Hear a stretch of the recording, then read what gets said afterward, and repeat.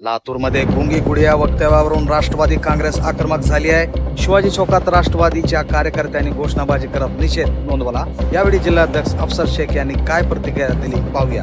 राष्ट्रवादी काँग्रेस पक्षाच्या नेत्या माननीय उपमुख्यमंत्री सुनित्रा वहिनी साहेब यांच्याविषयी जे काँग्रेस पक्षाने जे वक्तव्य केले आहे ते अत्यंत चुकीचं आहे आणि वारंवार अशा पद्धतीचे वक्तव्य आणि द्वेषपूर्ण भाषा ही काँग्रेस पक्षाकडून नेहमीची बनली आहे आणि अशी भाषा वापरून असे वादग्रस्त वक्तव्य करून नेहमी चर्चेत राहण्याचं या ठिकाणी हर्षवर्धन सपकाळ यांचं नेहमीचं धोरण राहिलेलं आहे।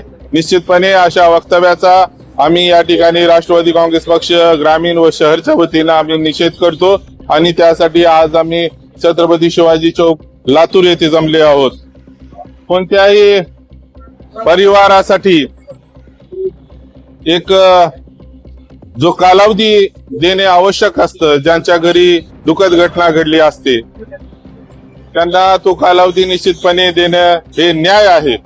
आणि आज सुनित्रा वहिनीचं जे पवार कुटुंबीय आहे ते दुःखात आहे आणि निश्चितपणे त्यांना उभारण्यासाठी या ठिकाणी जो आवश्यक कालावधी आहे तो निश्चितपणे देणं गरजेचं आहे। माननीय दादांचे संस्कार माननीय बहिणी साहेबावर आहेत, त्यामुळे निश्चितपणे भविष्यामध्ये त्या दुर्गा बनल्याशिवाय राहणार नाही हे आज या ठिकाणी आपल्याला सांगू इच्छितो।